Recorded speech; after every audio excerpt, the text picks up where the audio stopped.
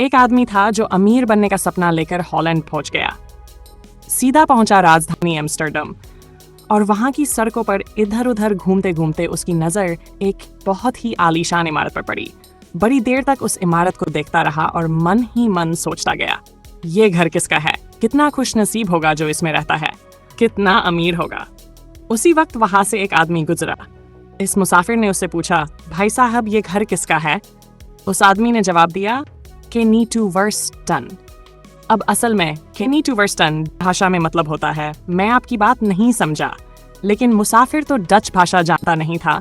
उसने समझा कि केनीटुवर्स्टन ही उस अमीर आदमी का नाम है। बस अब तो उसके अंदर और भी लालच भर गया। मुझे कोई बड़ा काम करना है, कुछ ऐसा करना है कि मैं भी केनीटुवर्स्टन जैसा बन जाऊं, बहुत अमीर। कुछ दिनों बाद वो समुद्र के किनारे पहुंचा। वहां एक बड़ा सा जहाज खड़ा था और हजारों मजदूर उसमें से सामान उतार रहे थे। मुसाफिर ने एक मजदूर से पूछा, भाई ये जहाज किसका है? जवाब आया, केनीटुवर्स्टन। अब उसकी आंखों में और चमक आ गई। सोचने लगा, वाह ये आदमी कितना बड़ा मालिक है, घर भी उसी का, जहाज भी उसी का।